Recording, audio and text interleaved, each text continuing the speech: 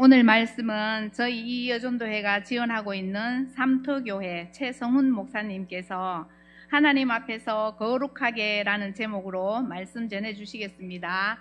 나오실 때 할렐루야로 환영해 주시면 좋겠습니다. 할렐루야. 네, 할렐루야.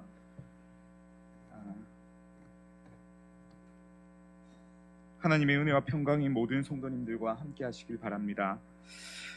모두 잘 지내셨죠? 네, 다시 만나서 반갑습니다. 지미교회 성도님들의 관심과 사랑 덕분에 저와 저희 공동체가 모두 잘 지내고 있습니다. 엊그제 입추가 지나고 어제는 말복도 지났습니다. 이제는 습하고 무더운 날씨도 그만 물러갔으면 좋겠습니다. 40도를 넘나드는 쪽방촌에도 땡볕 아래 일해야 되는 야외 노동자들의 현장에도 폭우가 지난 자리를 가까스로 보듬는 이재민들의 서러운 마음에도 시원한 바람 한 줄기가 위로와 격려로 불어오길 바랍니다. 그리고 은혜를 기대하며 이 자리를 찾은 여러분에게도 성령께서 바람처럼 임해 주시기를 바랍니다. 레위기는 거룩하신 하나님과 부정한 이스라엘이 어떻게 동행할 수 있을까 하는 것에 대해서 다루고 있는 책입니다. 하나님은 내가 거룩한 것처럼 너희도 거룩하라 이렇게 명령하십니다. 거룩해지는 길은 두 가지입니다. 하나는 레위기 전반부에서 다뤄지는 제사. 그래서 우리가 레위기를 펴면 가장 먼저 보는 게 번제, 소제, 번제, 속죄제, 속건제, 화목제 이런 제사가 쭉 이어지는 거 보잖아요. 그래서 전반부는 거룩의 방법으로 제사를 얘기합니다. 제사는 죄가 남기는 흔적, 인간 안에 남기는 흔적, 세상에 남기는 흔적과 그 대가를 기억하도록 만드는 장치입니다. 다른 하나는 레위기 후반부에 나타나는 공평과 정의를 실천하는 삶입니다. 레위기를 생각하면 우리는 계속해서 제사의 이야기를 떠올리지만 레위기의 결론이 있는 결론부쯤 되는 25장에 가면 희년의 얘기가 나옵니다. 자유와 해방, 공평과 정의, 그 희년의 이야기, 삶의 이야기로 끝을 맺습니다. 따라서 레위기가 말하려는 거룩은 종교의 언어에서 출발해서 삶의 방식으로 귀결되는 것입니다. 거룩이라는 말은 특별하게 구분되다 라는 말입니다. 같은 시간과 공간 안에 있는데 어떤 사람이 있어요. 근데 그가 가진 특별함 때문에 차별성을 가지는 겁니다. 예배당 안에서 예배 드리는 방식만으로는 세상과 차별성을 가질 수 없죠. 세상 안에 있어야죠. 근데 그 세상 안에서 가지는 탁월성, 특별함, 차별성이 있어야 되는 겁니다. 그게 뭘까요? 골방에서 시작된 거룩이 삶의 자리에서 드러나는 것. 그 사람을 보기만 해도 그가 살아가는 삶의 방식만 보아도 저런 게 바로 기독교인, 그리스도인, 하나님을 만난 사람의 삶이구나 하고 깨닫게 되는 거, 그게 바로 거룩이겠지요. 오늘 본문은 그런 거룩, 그런 경건을 잘 보여주고 있습니다. 19장 1절과 2절은 여호와 하나님은 모세를 통해 내가 거룩하니까 너희도 거룩해라 하는 레위기의 주제 명령을 말씀하십니다. 이어지는 말씀에서 10계명의 1에서 4계명을 연상시키는 하나님과의 관계에 대한 이야기를 하십니다. 종교적인 명령을 주시는 거죠. 안식일 잘 지켜라, 부모님 공경해라, 신상 만들지 마라, 화목 제물을 드릴 때는 이렇게 드리는 것이 거룩한 방법이다, 이런 걸 알려주십니다. 그리고 오늘 본문인 9절에 이르면 이웃과의 관계, 윤리적 명령을 주십니다. 9절입니다. 뭐래요? 너희가 곡식을 거둘 때에 모퉁이까지 모두 거두지 말고 땅에 떨어진 이삭은 줍지 말아라. 포도원에서 수확을 할 때 마찬가지입니다. 열매를 모두 따지 말고 떨어진 열매를 줍지 마라, 이렇게 말씀하세요. 이유가 뭡니까? 10절 하반절에 나오죠. 가난한 사람, 거류민, 그러니까 외국에서 그 땅에 온 나그네들을 위해서 남겨두라, 이렇게 말하는 거죠. 레위기를 통해서 하나님은 삶의 거룩은 가난한 사람과 너희 가운데 온 외국인 나그네를 굶기지 않는 것이다, 이렇게 말합니다. 신약에서도 마찬가지입니다. 야고보서 1장 27절에 보면 우리가 잘 아는 말씀이죠. 하나님 아버지 앞에서 정결하고 흠이 없는 경건은 뭡니까? 고아와 과부를 그 환난 중에 돌아보고 세상에서 자기를 지켜 세속에 물들지 않게 하는 이것이다, 이렇게 얘기하죠. 사람은 모두 견물생심입니다. 한 해 동안 노력해서 이제 수확을 할 때가 됐어요. 수확을 하면 여러분 제일 먼저 뭐가 보입니까? 열매가 보이죠. 야, 이거 얼마나 실한가, 얼마나 많이 열렸나, 이게 보이죠. 그래서 그걸 보고 있으면 무슨 생각 들어요? 가능한 한 많이 걷어가지고 탈탈 털어서 창고에 가득 쌓아놓고 싶은 욕망이 생깁니다. 그렇게 해야 든든하거든요. 그렇게 해야 내가 한 해 동안 수고한 것들이 헛된 수고가 아니라는 걸 자기 스스로 느끼면서 보람을 느낄 수 있지 않겠습니까? 그런데 본문은 바로 그 수확의 자리에서 결과물이 아니라 사람을 기억하라고 말합니다. 내가 노력한 내 결실이고 많이 거두어야 든든할 텐데 그 당연한 욕심 앞에서 애써 줄인 사람들, 소외된 사람들을 떠올리라, 이렇게 말하는 겁니다. 농사가 잘 될 땐 좀 괜찮아요. 많이 거두면 아우야, 창고에 다 들이기도 힘들다야, 거긴 좀 남겨둬, 이럴 수 있죠. 근데 농사가 잘 안 되면요, 수확이 잘 없으면요, 그거라도 다 털어가야 우리 가족들 살리고 또 우리 공동체가 먹고 살 텐데 염려가 되지 않겠습니까? 그런데 성경은 풍작과 흉작을 가리지 않습니다. 수확 때가 되면 떠올려야 할 것은 내 창고에 채워지는 곡식이 아니라 누군가의 배고픔이라는 겁니다. 제가 애정하는 박준이라는 시인이 있습니다. 유명한 시인이라서 여러분도 들어보신 적이 있을 겁니다. 이 박준 시인이 쓴 계절 산문이라는 산문집 에세이가 있는데 여기 보면 이런 일화가 있어요. 고등학교 시절에 시인이 친구들과 함께 자주 들렀던 떡볶이집이 있습니다. 제법 실하게 튀김 3개에 삶은 계란 2개에 떡볶이도 제법 넉넉하게 나오는데 가격이 1,000원인 거예요. 그 당시도 굉장히 저렴한 금액이었어요. 덕분에 고등학생만이 아니라 그 동네에 지구대 순찰하는 경찰들부터 해서 수많은 사람들이 거기서 떡볶이를 사 먹었습니다. 그런데 어느 날 시인들의 친구가 놀라운 소식을 전해줬던 겁니다. 매번 먹던 이 떡볶이 정식이 아니라 500원짜리 떡볶이를 주문했는데 정식이랑 똑같은 음식이 나왔다는 겁니다. 같은 양의 떡볶이, 튀김 3개, 삶은 계란, 이렇게 나왔다는 거예요. 시인은 친구들이 거짓말하는 거라고 생각했습니다. 당시에도 500원은 돈다운 돈이 아니었고 메뉴를 반값에, 1,000원짜리 정식을 반값에 500원에 팔리가 만무했기 때문입니다. 시인은 진실을 확인하기 위해서 방과 후에 떨리는 마음으로 그 떡볶이 집에 가서 500원짜리 떡볶이를 시켰습니다. 어땠을까요? 결과가 어땠을까요?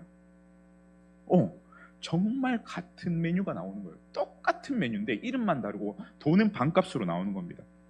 그 후로 시인들과 친구들은 떡볶이 정식, 1,000원짜리 떡볶이 정식 대신에 500원짜리 떡볶이를 시켜 먹었습니다. 하지만 얼마 가지 않아서 시인과 친구들은 누가 먼저 제안한 적이 없는데 원래처럼 1,000원을 내고 2배의 돈을 내고 정식을 시켜 먹었습니다. 시인의 표현을 그대로 옮기면 분식집 사장님이 왜 떡볶이를 1,000원짜리 모둠과 동일하게 내주는지 여전히 몰랐지만 그 마음을 짚어보는 순간이 우리에게도 찾아왔던 것이다. 시인과 친구들이 짚어본 분식집 사장님의 마음이 뭘까요? 주머니에 돈답지 않은 돈 500원밖에 여유가 없는 사람에게도 1,000원짜리 정식만큼의 든든한 배부름을 주고 싶은 마음 아니었겠습니까?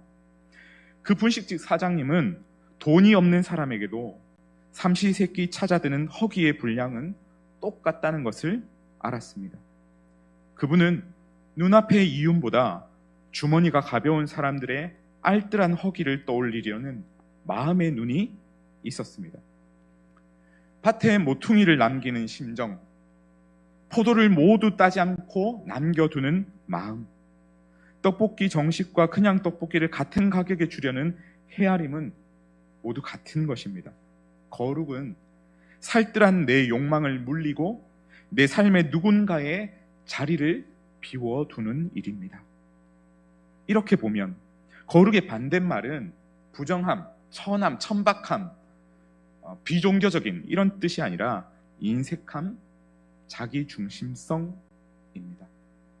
많이 가졌다고 인색함이 없는 건 아니겠지만 가난하다 보면 더 인색해지기 마련이죠.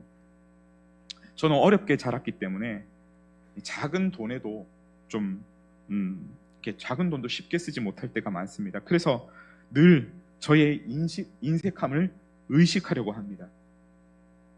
나는 기본적으로 자기중심적인 사람이야. 나는 기본적으로 내 것을 아끼려는 사람이야.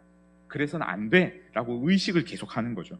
기회를 양보하고 다른 사람의 입장을 상상해보고 어려운 이웃들을 떠올리려는 의식적인 노력. 저에게는 그것이 거룩을 향하는 실천입니다. 11절에서 14절에 가면 10계명의 이웃관에 대해서 말하고 있습니다. 도둑질하지 마라, 거짓말하지 말고 거짓 맹세로 하나님의 이름을 욕되게 하지 마라. 그리고 이어지는 구절은 약자에 대한 이야기로 연결이 됩니다. 이웃을 억압하고 착취하지 말고 품꾼의 삭슬 미루지 마라. 귀먹은 자를 듣지 못한다고 저주하지 말고 맹인 앞에 장애물을 놓지 마라. 여러분, 우리 중에 아무리 짓궂은 사람이라도 청각 장애인 앞에 가서 귀에 대고 막 못 듣는다고 저주를 하거나 맹인 앞에 장애물을 두는 사람 없을 겁니다. 하지만 약자에 대한 무관심이 저주가 되고 장애물이 되는 경우가 퍽 많습니다. 건물을 지으면서 장애인들을 위한 경사로를 만들지 않는 것, 청각 장애인들을 위한 점자와 수화를 잘 친절하게 드러내지 않는 것. 세상에는 약자들에 대한 허들이 너무 많습니다. 약자와 소외자를 향한 멸시와 조롱도 너무 많죠. 선량한 차별주의자라는 책이 있어요. 읽어보셨으면 좋겠습니다. 그 책을 보면 우리가 어떤 물건을 살 때 그 물건 뭐 사야 될지 이렇게 막 고르지 못하면 뭐라고 얘기해요? 결정장애가 있다. 이렇게 얘기하잖아요. 이 책을 쓴 선량한 차별주의라는 책을 쓴 분이 사회학과 교수님인데 이분이 밖에 나가서 여러 더 좋은 세상에 대해서 강의를 하지 않았겠습니까? 그런데 자기도 모르게 결정장애라는 말을 쓴 거예요. 돌아오는 차 안에서 만약 그걸 장애가 있는 사람이 들었다면 마음이 어땠을까? 이 생각을 하니까 자기가 썼던 단어가 얼마나 위험한 단어인지 또 누군가에게는 아픔이 되는 단어인지 깨달았다는 거예요. 그래서 제목이 선량한 차별주의자예요. 난 선량하다고 생각하는데 내 안에 수많은 차별의 모양들이 있더라 라는 거죠. 우리 사회도 마찬가지입니다. 우리는 비장애인이니까 잘 모르지만 장애인의 입장에서 보면 수많은 허들들이 우리에게 있는 거죠. 누가 귀에 대고 저주하지 않고 누가 장애물을 설치하지 않지만 수많은 저주와 장애가 그들의 삶 앞에 있습니다. 왜 그렇습니까? 그 입장이 되어보지 않으니까, 무관심하니까 그런 거죠. 레위기의 본문은 억압과 착취를 반대하고 임금 체불을 정죄하십니다. 당시에는 신의 저주로 여겨지던 신체적인 약점, 장애를 기억하고 돌보라고 말합니다. 이렇게 거룩이라는 것은 약자를, 특별히 우리 가운데 있는 약자를, 소외자를, 연약한 사람을 돌아보는 것입니다. 프랑스의 유대인 철학자 에마뉴엘 레비나스라는 사람이 있습니다. 이 사람은 인간은 타자의 얼굴을 만날 때 비로소 도덕적 주체가 된다 이렇게 주장합니다. 좀 어렵죠. 레비나스가 봤을 때는 당시 근대 서양 철학은 자기중심적이에요. 나는 생각한다 고로 존재한다. 데카르트가 했던 그 말처럼 철학의 주체가 나인 거죠. 내가 판단하고 내가 생각하고 내가 사유하는 주체인 거예요. 이런 자기중심적인 주체의식은 이후에 근대가 나치즘 같은 전제주의 폭력을 막지 못하게 되는 이유라고 생각했습니다. 그래서 레비나스는 타자에다가 중심을 둡니다. 타자는 나 외에 다른 사람을 얘기해요. 근데 내가 특별히 어떤 주장을 하거나 내 마음대로 할 수 없는 사람을 타자라고 얘기해요. 이게 철학적인 개념이라서 너무 어려우면 여러분 집에 가서 여러분 아들, 딸내미를 보시면 알 수 있습니다. 정말 내 마음대로 되지 않고 내 속에서 나왔는데 왜 저래 다르노? 예, 이게 이제 타자입니다. 제가 너무 이렇게 비약하는지 모르겠지만 여기 철학 교수님 계시면 좀 이해를 해주세요. 쉽게 설명해야 되니까요. 그 타자예요. 저희 집에 타자가 2명 있는데 너무 힘듭니다. 예. 왜 저렇게 옷을 입지? 왜 저렇게 말을 하지? 왜 저렇게 하지? 내 마음대로 안 되는, 나와 다른, 전혀 나와 다른 인격, 나와 다른 존재, 그가 타자죠. 이 타자는 얼굴을 갖고 있습니다. 눈, 코, 입을 가지고 있다 이 말이 아닙니다. 그런 모양을 가지고 있다는 게 아니라 도움을 호소하는 그 표정, 도움을 호소하는, 요청하는 그 얼굴을 가지고 있다는 겁니다. 타자가 약자의 얼굴로 우리에게 호소했을 때 우리에게는 응답해야 할 의무가 있습니다. 레비나스는 2차 세계대전 때 자기의 어떤 사상을 특별히 전개했거든요. 그러니까 그 사람은 타자의 얼굴에서 무슨 얘기를 했냐면 죽이지 말아라 이렇게 말하는 걸 듣는 거예요. 당시에는 이념이 냉전으로 나눠져 있으니까 서로가 서로를 죽이려고 하죠. 그때 만나게 되는 그 타자의 얼굴은 나에게 말하는 거예요. 죽이지 말아라, 나를 죽이지 마라, 이렇게 말하는 거죠. 타자가 약자의 모습으로 우리에게 호소할 때 우리는 응답해야 될 의무가 있어요. 그 의무를 따라 응답할 때 비로소 우리는 윤리적 주체가 돼요. 그때 윤리적 주체로 내가 세워지는 겁니다. 따라서 주체라는 건 너가 나를 주체로 만들어주는 거예요. 이게 서양 철학사에서 엄청난 반전이었거든요. 이걸 성경의 언어로 뒤집으면 말하면 이런 뜻입니다. 약자가 도움을 구할 때 조건 없이 그 도움에 응답하는 사람이 누구다? 하나님의 백성, 의인이다. 그 정체성을 가지게 된다 이 말입니다. 하나님의 백성, 교회 와서 예배 잘 드리고 찬양 열심히 하고 여기서 우리가 해야 될 종교적 의무를 다할 때 그거 너무 중요합니다. 하지만 그것만으로 하나님의 백성이라는 주체성을 가지지 못한다는 거예요. 하나님의 백성이라는 주체성은 어디서 오냐면 약자가 우리에게 도움을 호소할 때 조건 없이 그 사람이 어떤 사람이든지 가리지 않고 그를 도울 때, 강도 만난 사람을 도울 때, 그때 그가 누가 돼요? 하나님의 백성? 누가복음 10장에 예수님의 말로 하면 그가 구원받는 사람, 의인이 되는 겁니다. 마태복음 25장은 이 계점을 좀 더 쉽게 설명하고 있습니다. 인자가 이 땅에서 보좌에 앉아서 모든 민족을 심판할 때 양과 염소로 사람들을 나눕니다. 그리고 양, 그러니까 의인이죠. 그들에게 묻습니다. 너희는 내가 줄일 때, 목마를 때, 나그네로 있을 때, 헐벗었을 때, 병들고 감옥에 갇혔을 때 나를 돌아보았다 하고 칭찬하십니다. 그러니까 의인들이 묻죠. 저희가 언제 그랬습니까? 하니까 예수님의 대답이 뭐예요? 너희가 여기 내 형제 중에 지극히 작은 자 하나에게 한 것이 곧 내게 한 것이다 이렇게 답하십니다. 반대로 염소, 이 악인들에게 말씀하시죠. 너희는 나를 돌아보지 않았다. 그러니까 그들이 묻습니다. 저희가 언제 주님을 돌보지 않았습니까? 그 대답도 마찬가지입니다. 이 지극히 작은 자 하나에게 하지 아니한 것이 나에게 하지 아니한 것이다. 우리는 굶주린 하나님, 병들고 갇힌 하나님을 만날 수도 없고 도울 수도 없습니다. 하지만 우리가 하나님을 대접할 수 있는 방법이 유일하게 하나 있습니다. 바로 지극히 작은 자를 돌아보는 거예요. 우리 교회가, 우리 공동체가 건강한 하나님의 백성의 모임인지 아닌지 알 수 있는 방법은 뭐냐면 우리 공동체에서 가장 작은, 지극히 작은 사람이 이 공동체 안에서 안전함을 느끼는가, 편안함을 느끼는가, 여기서 서러움을 당하지 아니하는가, 그걸 보면 우리 공동체가 하나님 나라의 백성들이 모인 공동체인지 알 수 있는 겁니다. 레비나스의 타자의 윤리와 마태복음 25장의 이야기를 썩 합쳐서 저의 말로 옮긴다면 하나님은 약자의 얼굴로 오시는 분입니다. 다시요. 하나님은 약자의 얼굴로 오시는 분입니다. 연약하고 소외된 자의 얼굴로 저를 찾으시는 분입니다. 따라서 약자가 우리에게 도움을 호소하는 건 그냥 어렵고 힘든 사람 도와주는 게 아니라 신을, 하나님을 대접하는 일입니다. 기독교 신앙이 여타 신앙들과 구분되는 것, 기독교 신앙의 거룩성의 특징은 타자와 이웃을 사랑하는 것이 곧 하나님을 사랑하는 것이다 라고 말하는 거죠. 여러분, 요한 1서 4장에도 말하잖아요. 눈에 보이는 이웃 안 사랑하는데 눈에 안 보이는 하나님 사랑할 수 있다 없다? 없다. 약자도 사랑하지 못하는데 우리가 원수 사랑할 수 있다 없다? 없다. 이렇게 말하고 있는 겁니다. 여러분, 신앙이라는 것은 살펴보면 사실 대부분 자기를 강화하는 방식으로 사용됩니다.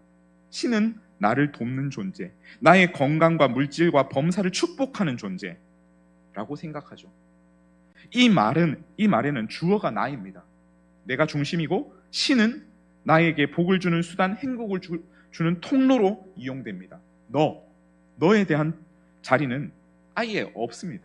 하지만 기독교 신앙은 하나님과 이웃이라는 타자를 사랑하는 것이 우리 존재의 이유라고 말하고 있는 겁니다. 결국 기독교의 거룩은 나의 종교적 행위에서 비롯되는 것이 아니라 너를 향한 나의 책임에서 비롯되는 것입니다. 15절에서 18절은 사법적 공정의 바탕을 이루는 이웃에 대한 의지적인 사랑을 보여줍니다. 15절은 한 사회를 온전하게 지키기 위한 사법 시스템에서 약자라고 덮어주거나 강자라고 편들지 말라고 말합니다. 하지만 이런 사법적 체계는 한계가 있어요. 사법은 시시비비를 가리고 불법을 처벌할 뿐이지 사람을 용납하고 배려하고 사랑하게 만들지는 못합니다. 즉, 정의의 최저선을 지키는 것이 법입니다. 법이 있으면 세상이 막 살기 좋아지나? 그게 아닙니다. 법이 있으면 세상이 망가지지 않습니다. 딱 거기가 법의 자리예요. 이것만은 하지 마라, 이거 안 지키면 너 처벌할 거다 라고 말하면서 최소한 지켜야 될 걸 버텨주는 것, 그게 법이 하는 일이죠.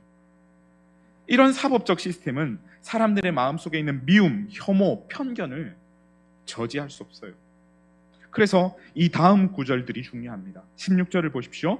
다른 사람 비방하지 말고 이웃의 희생을 통해서 이익을 도모하지 마라. 17절, 이웃을 미워하지 마라. 이웃에 대해서는 공개적으로 잘못에 대해서 지적해라. 하지만 그 과정에서 죄에 빠지지 마라. 18절, 원수를 갖지 말고 동포를 원망하지 말고 이웃을 내 몸처럼 사랑해라.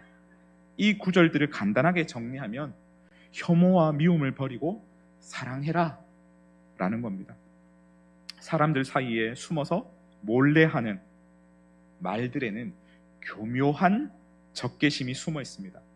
사실에 근거해서 공동체를 위해서 신중한 절차를 거쳐서 그를 징계하는 게 아니라 자신의 사감을 섞어서 뒤에서 말을 만드는 거죠. 사실에다가 적당한 꾸밈을 넣으면 그 사실을 모르는 사람들도 자기의 미움에 동조하게 됩니다.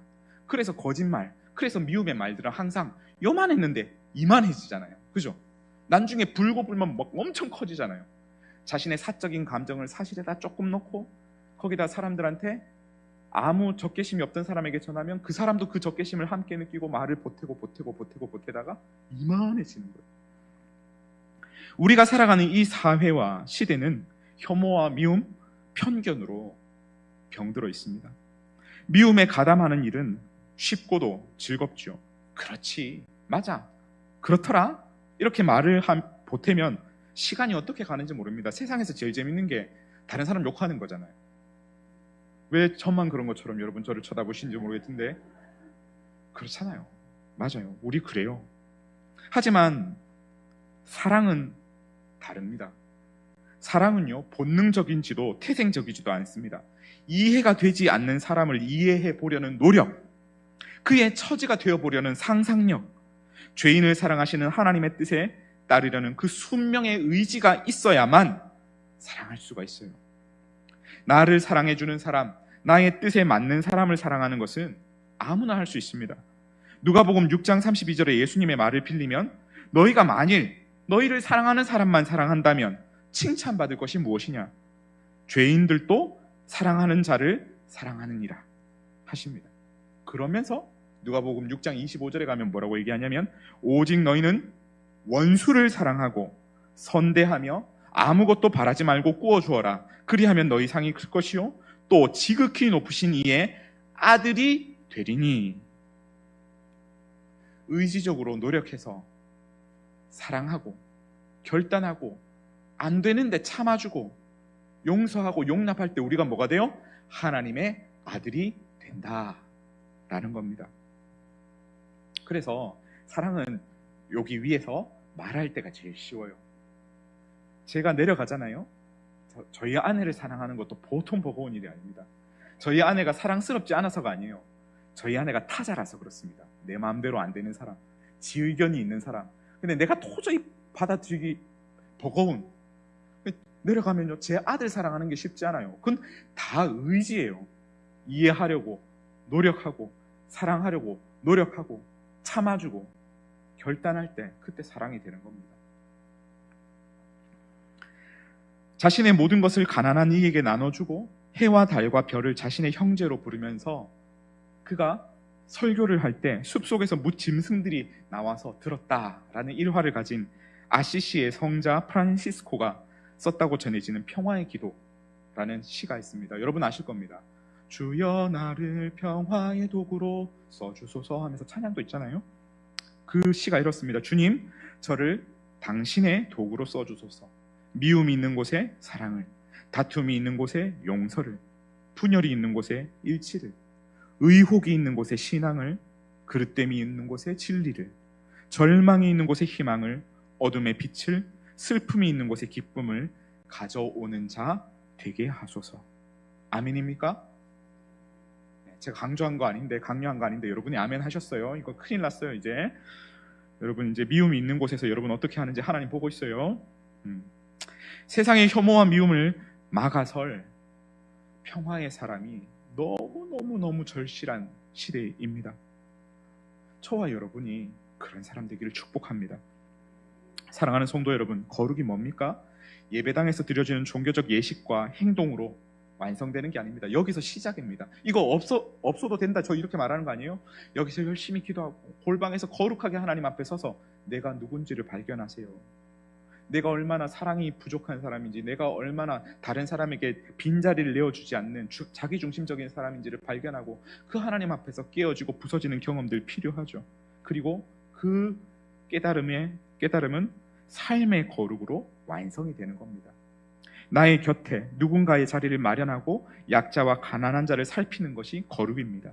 나의 유익과 복에 집착하지 않고 약자의 얼굴에서 하나님의 사랑의 명령을 볼 수 있는 눈을 가진 것이 거룩입니다. 혐오와 미움이 시대의 물결이 되어버린 세태 속에서 원수마저 사랑의 대상임을 믿고 자신을 평화의 도구로 내어드리는 것이 거룩입니다. 저와 여러분이 하나님 앞에서 거룩한 자로 성숙하기를, 우리 이어전도회가 특별히 더 그 거룩함을 실천하는 전도회가 되기를 그리스도의 이름으로 축복합니다. 기도하겠습니다. 사랑이 많으신 우리 하나님, 우리 모두 하나님 앞에서 거룩한 자 될 수 있도록 복 내려 주시옵소서. 누군가를 위해 내 곁에 자리를 둘 수 있는 사람, 당장 내 앞에 욕심보다 사람을 떠올릴 수 있는 사람, 약자의 도움을 외면할 수 없는 그 애틋함을 가진 사람, 미움과 갈등이 있는 곳에 사랑과 평화를 애써 지어내는 사람으로 우리가 살아갈 수 있도록 축복하여 주십시오. 고맙습니다. 예수님 이름으로 기도드립니다. 아멘.